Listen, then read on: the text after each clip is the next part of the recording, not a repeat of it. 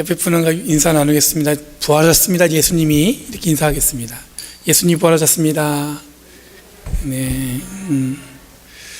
우리 김삼순 권사님 하와이 잘 갔다 오셔서 표정이 확실히 알로하 느낌이 나네요. 알로하. 그럼 제가 지난 주간에 이 싱글이 왔어요. 대상포진. 그래가지고 지금 몸이 삐죽삐죽해서 이 뭔가 찔러요. 그래서 순간순간 깜짝깜짝 놀랐는데, 예, 이제 장로님 아픈 거 보고 나도 저렇게 좀 아파봐야지 이런 마음이 있었나 봐요. 제가 그냥 같이 그 통증을 함께 나누고 있습니다. 여러분, 부활절 둘째 주일인데 여러분들 부활의 기쁨이 여러분의 삶 가운데 가득하기를 간절히 바랍니다. 여러분들, 우리가 부활의 기쁨이 함께 기뻐하고 함께 즐거워할 이 순간에 여러분들, 우리의 삶은 또 기뻐만 할 수 없는 상황에 놓인 분도 계시죠. 지난 주간에 우리 김현덕 집사님 아버님이 갑자기 소천하셔서 여러분, 외국에 살고 있는, 부모와 떨어져 살고 있는 자녀들이 갖고 있는, 여러분 어떻게 보면 아픔이죠. 급하게 한국에 가셨는데, 부활의 기쁨으로 우리가 교회에서 함께 기뻐하지만 또 한쪽에서는 또 여러 가지 이유 때문에 슬퍼하는 분들, 가슴 아파하는 분들을 좀 마음적으로 헤아리고 그들에게 오늘 말씀의 제목처럼 평화와 생명이 있기를 간절히 바란 마음으로 오늘 하루 이렇게 보내시고 서로 교제했으면 좋겠습니다. 오늘 본문은 예수님이 부활 이후의 제자들의 모습입니다. 그러니까 부활하시고 나서 바로 그 다음에 제자들의 모습이에요. 요한복음에서 기록한 예수님의 부활 이후의 제자들의 모습은 두 가지였습니다. 첫 번째는 뭐였냐면 두려움을 가지고 있었고, 두 번째는 부활에 대한 의심이 있었습니다. 부활하신 예수님을 그 소식을 들었는데 제자들이 참 이상해요. 첫 번째는 뭐냐면 두려움이 있었고, 두 번째는 의심인 거예요. 그거를 오늘 본문에 앞서서 막달라 마리아가 예수님이 부활하신 소식을 제자들에게 알렸습니다. 예수님의 그 장례한 그곳을 찾아갔다가 빈 무덤을 발견한 거죠. 예수님의 부활을 첫 번째로 알린 막달라 마리아의 부활의 증거는 간단했습니다. 오늘 읽지 않았지만 18절 말씀에 보면은 막달라 마리아가 제자들에게 주님을 본 것과 주님이 말씀하신 것을 전했다고 기록하고 있어요. 그러니까 여러분들, 우리가 뭔가 복음을 전하거나 예수님을 전하거나 우리 교회를 여러분들 우리가 누군가에게 나오기를 원하는 마음으로 여러분들 하는 건 두 가지를 전하는 거예요. 뭐냐면 내가 본 것, 내가 본 것이 있을 거 아니에요. 그리고 뭐냐면 주님이 말씀하신 것, 내가 교회에서 들은 이야기, 그런 얘기하는 거예요. 뭐 교회 갔더니 뭐 누군 그렇고 그런 얘기는 필요 없는 거예요. 여기도 보면 복잡한 얘기 안 했습니다. 막달라 마리아는 뭐냐면 자기가 부활하신 예수님을 보았다 이 얘기하고, 그때 예수님이 나에게 말씀하신 것 그까지만 전했다고 기록하고 있습니다. 그런데 이어지는 본문에 보면 그 소식을 들은 제자들이 유대 사람들이 무서워서 문을 걸어 잠그고 있었다고 기록하고 있어요. 저는 이해가 안 되는 본문 내용이라 오랫동안 이 본문을 붙들고 씨름했습니다. 왜냐하면 예수님의 부활의 소식을 들은 제자들이 왜 두려워서 문을 걸어 잠그고 있었을까? 이 질문을 가지고 저는 한 주간 동안 이 시간을 보냈습니다. 그러면서 어쩌면 우리 삶에 이미 익숙한 내용이 아닐까 하는 생각이 들었어요. 그럼 예수님 부활하셨는데 박차고 문을 열고 나와서 부활하신 주님을 만나러 가는 게 여러분들 제자들의 도리 아니겠어요?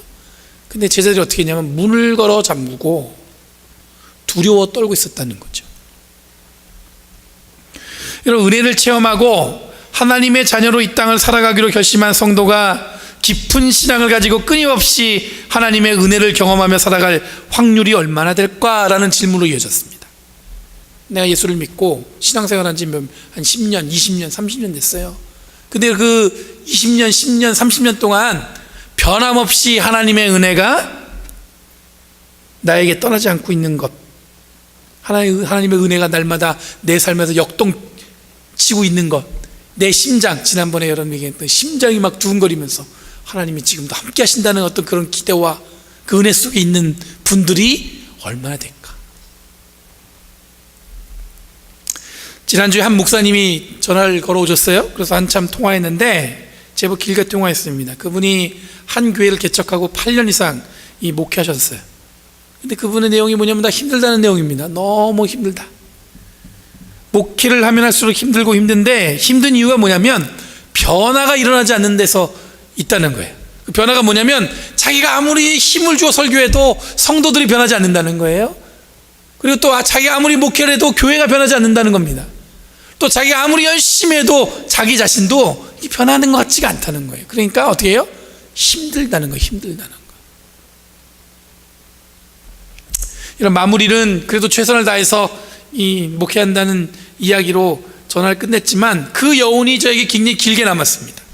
그러면서 드는 생각이 뭐냐면, 하나님의 부름을 받은 목사는 물론이고 성도들도 하나님의 은혜로 사는데 왜 신앙생활이 쉽지 않고 어렵고 사람들의 말에 하나님의 관계가 흐트러지고 또 결심하고 헌신하겠다는 마음이 어느 순간에 그냥 사그러지는 것일까 하는 생각이 들었어요. 여러분들 처음 예수님을 뜨겁게 만났을 때 한번 생각해 보세요.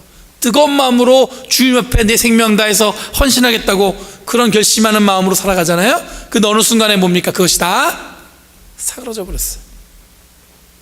어쩔 땐 교회를 습관적으로 나오는 것은 아닌가. 그 목사님과 통화하면서 제 마음에 가장 가슴 아픈 게 뭔지 아세요? 변화되지도 않는 사람들을 향해서, 변화되지 않는 교회를 향해서 말씀을 전하는 목사가 무슨 능력이 있겠나. 여러분, 성도들도 마찬가지죠. 예수님, 제가 교회를 다닌 지 신앙생활 경력이 제가 40년 됐습니다. 20년 됐습니다. 저는 모태신앙입니다. 그렇지만 여러분들, 변화가 없는 그 삶 속에서 예수 그리스도의 은혜와 하나님의 능력이 일어날 수 있는가? 이것은 마치 여러분 부활의 소식을 들은 제자들이 무서워서 문을 잠그고 있었던 상황과 비슷하다는 생각이 들었어요. 아무리 기쁜 소식이 들리고 아무리 예수님께서 다시 살아나셨음에도 불구하고 어떻게 했냐면 사람들은 문을 잠그고 두려워 떨고 있는 거예요. 예수님과 만났을 때 그 역동적으로 그 심장이 뛰었던 그 순간은 그냥 잊어버리고 아무런 일도 할 수 없는 무기력함으로 문을 걸고 있는 제자들의 모습이나 비슷하다는 거죠. 막달라 마리아가 제자들에게 예수님의 부활의 소식을 전한 것은 두려워하는 제자들에게 기쁜 소식이 될 것이라는 확신이 있었기 때문일 것입니다. 아마 마리아가 와서 예수님 부활하셨어요 이러면 제자들이 환호성을 울리고 정말이냐고 그렇게 기뻐하는 것을 기대하고 그 말씀을 전했을 겁니다. 근데 예상과 달리 제자들은 어떻게 했냐면 여전히 어떻게 했어요? 두려워했습니다. 여러분, 교회는 막달라 마리아 역할에 대해서 오랫동안 논쟁했습니다. 잘 아시겠지만 당시에 여인들의 역할이 제자들을 끌고 갈 수 있을까 하는 것이 당시의 질문이었어요. 교회에서 굉장히 오랫동안 그것이 논쟁이 되어 왔습니다. 이건 부활하신 예수님이 제자들보다 막달라 마리아에게 나타나는 것에 대한 질투 정도로 이해할 수 있을 겁니다. 여러분들, 오늘날 여러분들 저희 지금 한국도 그렇고 미국도 그렇고 먼저 시작된 게 미국이죠. 미투 운동이라 해가지고 그 어떤 힘을 가진 사람이 여성을 갖다가 이렇게 함부로 성추행이나 이런 것 때문에 생긴 문제를 가지고 미투 하면서 나도 그런 일을 당한 적이 있다 해가지고 사람들이 고백하기 시작했잖아요. 근데 한국은 그게 굉장히 커졌어요. 정치권에도 번지고 연예계도 퍼지고 막 난리가 났죠. 그러면서 누가 그런 얘기를 했어요. 여태까지 남성들은 한 번도 여성으로서 경험해보지 못했던 것을 경험하는 순간이에요. 그게 무슨 얘기냐면 남자분들은 아무리 죽었다 깨나도 여성들의 입장을 어떻게 이해할 수 없잖아요.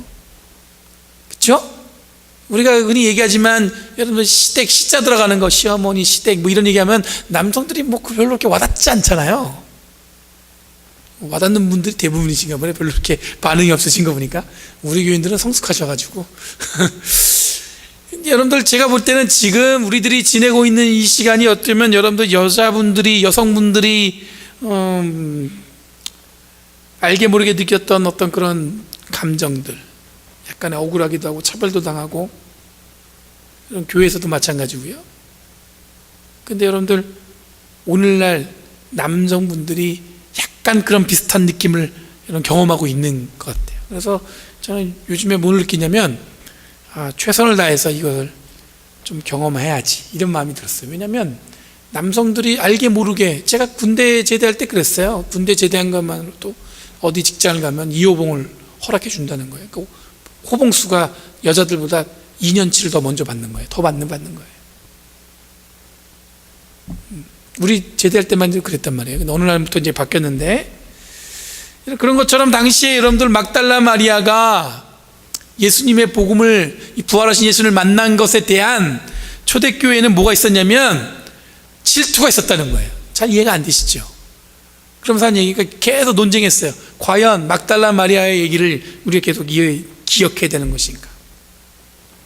그래서 교회는 여러분 애써서 막달라 마리아를 굉장히 그 과거가 안 좋다는 걸 강조합니다. 그래서 7 귀신이 걸렸던 여자, 창녀였던 여자로 표현해왔습니다. 근데 실제로 여러분들 막달라 마리아가 창녀였다는 얘기는 여러분들 찾아볼 수가 없어요.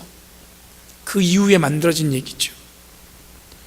요한복음은 부활하신 예수님을 목격한 막달라 마리아와 두려워서 숨어있던 제자들의 표현하는데 서슴지 않았습니다. 무슨 얘기냐면 막달라 마리아는 여러분 기쁨으로 예수 그리스도의 복음을 전했지만 제자들은 그 복음을, 그 부활하신 예수님의 소식을 듣고 어떻게 했어요? 두려워 떨고 있었어요. 문을 걸어 잠그고. 예수님이 부활하셨습니다 라는 막달라 마리아의 증거에 제자들이 여전히 두려워했다는 것은 당시 교회 안에 부활하신 예수님을 고백하면서도 여전히 머뭇하던 자들을 향한 위안 혹은 경고의 의미라고 볼 수가 있을 것입니다. 위안과 경고가 여러분 전혀 다른 의미지만, 교회는 부활하신 예수님을 확신하지 못하는 자들을 향해서 제자들도 비슷했다는 것을 알려주고 있는 거예요. 처음부터 이렇게 부활하신 예수님을 100% 받아들이고 말이에요. 그걸 기쁨으로 그러지 않았다는 것을 보여주면서 당연하다 그렇게 인정하고 있는 거예요. 또한 막달라 마리아의 증언을 듣고도 두려워했던 제자들의 모습을 보면서 교훈을 삼아서 예수 그리스도의 부활을 고백하는데 더 가까이 갈 수 있도록 이끌기 위한 어떤 그런 의도도 이 본문 안에 있는 것 같습니다. 두려워 문을 걸고 있던 제자들 사이에 부활하신 예수님 오셨습니다. 그리고 예수님께서 그들에게 뭐라고 말씀하셨냐면 너희에게 평화가 있길, peace be with you, 이렇게 말씀하셨어요. 여러분, 두려운 자를 향해서 예수님이 건넨 말씀은 뭐였냐면 평화가 함께하기를, peace be with you, 그 말씀이에요. 미국 분들이 여러분들 미국 교회 예배 드리다 보면은 목사님 말씀을 전하기 전에 인사할 때 꼭 이런 말 합니다. peace be with you, 그러면 also with you, 이렇게 응답을 해요. 그래서 그게 그냥 단순하게 인사말, 여러분 오늘도 인사말이라고 했지만 단순한 인사말이 아니에요. 간단한 한 문장이지만 여러분들 이 평화가 함께하기를 이렇게 얘기하는 이 문장은 굉장히 많은 의미가 담겨져 있습니다. 우선 두려워하는 제자들에게 여러분 예수님은 평화를 선언하셨습니다. 두려워하지 말아라, 그 말이에요. 평화가 있으라, 두려워 말아라. 여러분 두려움을 느껴본 적이 있으실 겁니다. 그렇죠? 어떤 분은 그래요. 세상에서 자기는 무서울 게 없대요. 무서울 게 없는 게 아니라 잘 몰라서 안 무서운 거예요. 여러분 한국에 가면은 이런 얘기가 있습니다. 중학교 2학년이 굉장히 무섭다고. 그래서 북한이 한국을 쳐들어오지 못하는 이유가 중학교 2학년 때문에 북한이 두려워서 못 온다는 얘기예요. 그 말 들어보셨어요? 다들 아시는구나. 그 얘기 무슨 얘기인가 했어요. 북한이 왜 한국을 못 쳐들어오냐면 중학교 2학년들이 무서워서 못 들어온다는 거예요. 점점 이게 바뀌는데 그 얘기 무슨 얘기냐면 중학교 2학년들이 왜 무서운 게 없겠어요? 왜 무서운 거예요? 그 사람들이 왜 걔들이 무섭다는 거예요? 이유가 뭐냐면 아무것도 모르고 날뛰니까 모르는 거예요. 무서운 거예요. 이게 중학교 2학년 때 제가 생각해보면 그때 질풍노도의 시기 뭐 이런 얘기 하잖아요.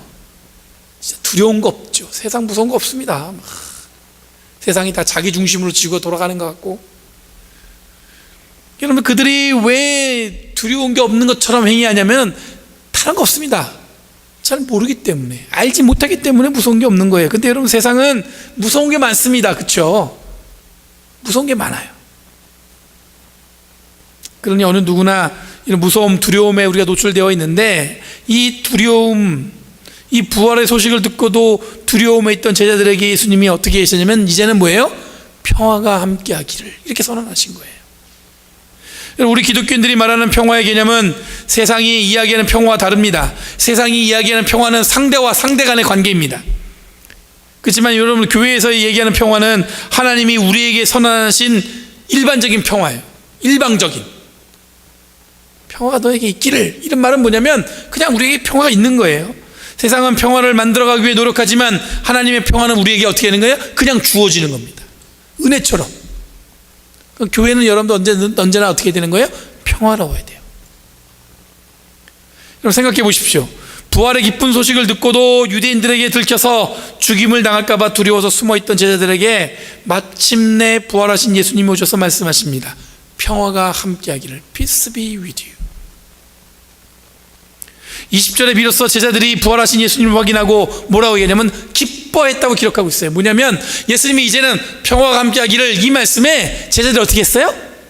기뻐했대요. 이젠 두렵지 않다는 겁니다. 이게 주님이 말씀하신, 우리에게 주신 평화의 의미예요. 두려웠던 자들이 어떻게 됐어요? 기뻐하는 자들로 변한 거예요. 왜? 예수님이 평화와 함께하기를 이렇게 말씀하셨거든요.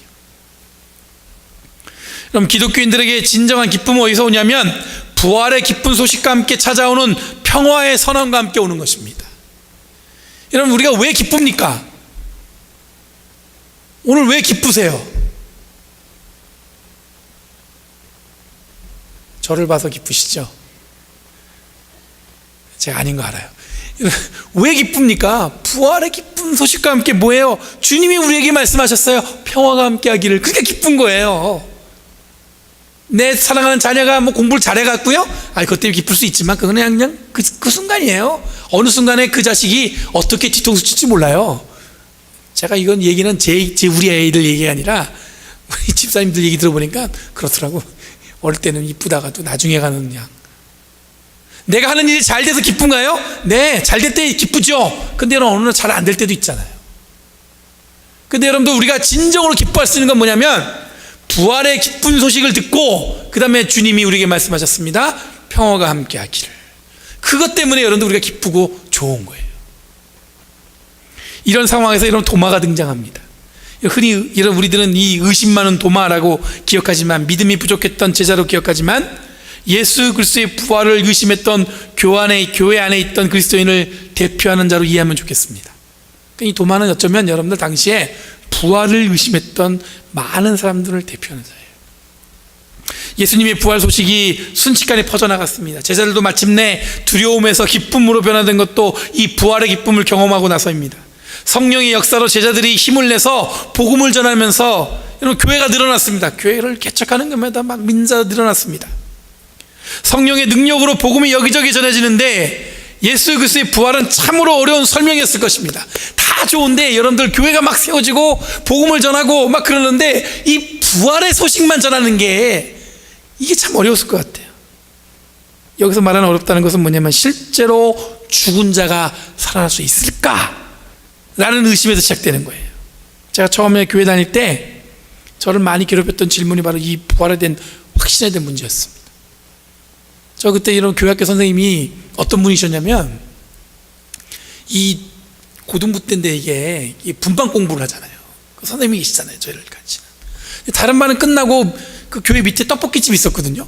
근데 그 길을 끝나고 늘 가요.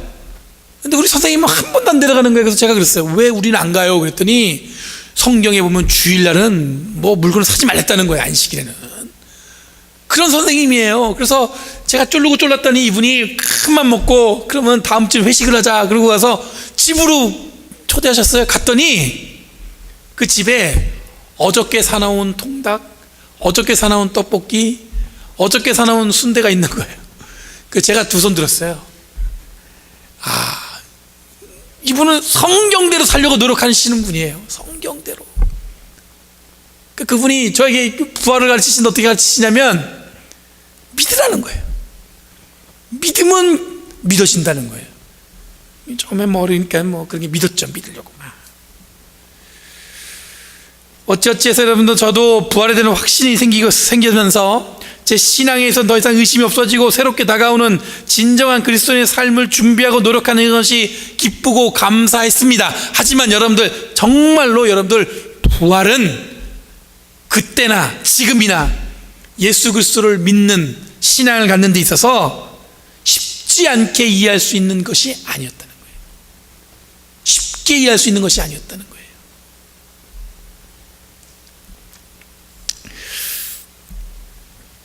저처럼 이런 고민을 당시 초대교회 안에서 가득했을 것입니다. 이런 의심 있는 자들을 향해서 요한복음은 제자들이 부활의 소식을 듣고도 두려워했다는 이야기와 그 제자 중에 도마라는 자는 눈으로 보고 예수님의 옆구리에 손가락을 넣지 않는 이상 예수님이 부활하셨다는 것을 믿지 못했다라고 기록하고 있어요. 직접 여러분들 예수님의 십자가에 달려 돌아가셨을 때 그 흔적을 자기가 경험해야, 만져봐야 보겠다, 그래 믿겠다는 거죠. 이 이야기는 당시 부활을 의심했던 자들을 향해 질문과 의심이 부끄럽지 않음을 이야기하고 있습니다. 여러분, 제자들이 부활의 소식에도 두려워했다는 것과 제자 중에 한 명이 여전히 부활을 의심했다는 사실을 기록하는 것은 여러분 논리적으로 당시 교회는 이롭지 않을 것 같아요. 차라리 숨기지. 그 얘기를 성경에 그대로 기록하고 있어요. 근데 여러분, 교회에 이런 본문을 읽어주면 사람들이 볼 때 제자들에 대한 존경심이 생기겠어요? 애써서 여러분들 우리는 체면을 차리기 위해서라도 여러분들 내가 두렵지 않았다고 얘기할게. 여러분들 우리들이 사는 삶의 방식이에요. 근데 여러분들 요한복음은 그때 제자들이 예수께서 부활하셨다는 소식을 듣고도 두려워했다는 것을 그대로 기록하고 있고, 그 중에 제자 중에 한 명은 여전히 어떻게 했어요? 부활을 의심했다는 것을 여러분들 그대로 보여주고 있어요. 여러분, 교회는 의심과 질문을 거부하지 않습니다. 예수님도 질문과 대화로 예수님의 가르치는 방법이 있었습니다. 예수님께서는 일방적으로 여러분 배워라 이렇게 안 했어요. 질문하고 대화하고 질문하고 대화하고. 여러분, 질문과 의심은 오히려 믿음을 더욱 든든히 할 수 있다는 확신을 가지고 있었습니다. 여러분, 평화의 선언은 부활의 기쁨이 모든 그리스도인들에게 평화가 주어진다는 것을 선언하는 것이었습니다. 사실 두려움과 제자들이 황망함으로 스스로 무덤과도 같은 이런 골방에 갇혀 있었어요. 당시 여러분, 제자들이 두려워서 문을 걸어 잠그고 있었다는 얘기는 마치 여러분들 그냥 자기 스스로를 골방에 가다 놓고 스스로를 여러분 고립시킨 거죠. 그런데 여러분들 이들에게 이 평화의 선언으로 제자들은 더 이상 여러분들 골방에 갇혀 있는 삶으로 사는 게 아니라 문을 활짝 열고 새로운 삶으로 드러나기 시작했습니다. 더불어 도마의 등장은 이 긴장을 종결합니다. 어떻게 했냐면 31절 말씀에 보면 요한복음이 이 이야기를 기록한 이유를 기록하고 있습니다. 뭐냐면 여러분으로 하여금 예수 그리스도요 하나님의 아들이심을 믿게 하고 또 그렇게 믿어서 그의 이름으로 생명을 얻게 하려는 것입니다. 제자들이 두려워했던 것과 도마가 의심했다는 얘기를 하는 이유가 뭐냐면 여러분들로 하여금 예수가 그리스도시요 하나님의 아들이심을 믿게 하려고 또 그렇게 믿어서 그의 이름으로 생명을 얻게 하려고 이 글을 쓴다는 거예요. 결론은 뭐냐면 부활의 소식은 제자들을 평화롭게 했고 도마의 의심은 두려움과 함께 스스로 골방에 가두어 두고 있던 제자들과 함께 부활하신 예수를 만나면서 해결되었습니다. 의심과 두려움은 여러분 다른 단어 같지만 비슷한 의미입니다. 이 의심과 두려움에 부활하신 예수님은 평화를, 그리고 어둡고 스스로 가두어둔 골방에서 마치 예수님께서 누워 계셨던 무덤에 있었던 것 같았던 제자들은 생명으로 이끌어내신 주님의 은혜를 경험하게 된 거예요. 자기 스스로 그냥 물 걸어 잠그고 어떻게 보면 주님께서는 부활하셨는데 그들은 어떻게 된 거예요? 스스로 골방에 가두고 예수님이 갇힌 무덤에 있는 것처럼 스스로 여러분들 어떻게 된 거예요? 갇혀 있었던 거죠. 근데 그들을 향해서 예수님께서는 생명을 이끌어내셨어요. 그럼 부활의 소식은 주저앉은 제자들을 일으켰습니다. 그리고 그들의 생명의 복음을 들고 이 땅의 평화의 사역자로 부르셨습니다. 요한이 이렇게 고백할 수 있었던 건 뭐냐면 막달라 마리아가 고백했던 부활하신 예수님에 대한 선언, 그것을 들었던 제자들이 그럼에도 불구하고 두려워서 문을 잠그고 있었던 그들 중에 한 명인 도마는 끊임없이 부활을 의심하며 그것을 만지지 않으면 자기 믿지 않겠다고 했던 그 고백, 그 가운데 예수님은 그들에게 나타나서 제자에게 나타나서 뭐라고 말씀하셨냐면 평화가 함께 있을지어다. Peace be with you. 왜 그걸 못 믿냐? 그걸 어떻게 넌 믿음이 없어서 그러냐? 그렇게 타박하지 않으셨어요. Peace be with you. 그것을 경험한 제자들은 어떻게 되냐면 더 이상 스스로를 가다두지 않았습니다. 도마도 마찬가지입니다. 스스로를 가다두지 않고 어떻게 했냐면 부활하신 예수님의 복음을 들고 세상을 향해 나갔다는 거예요.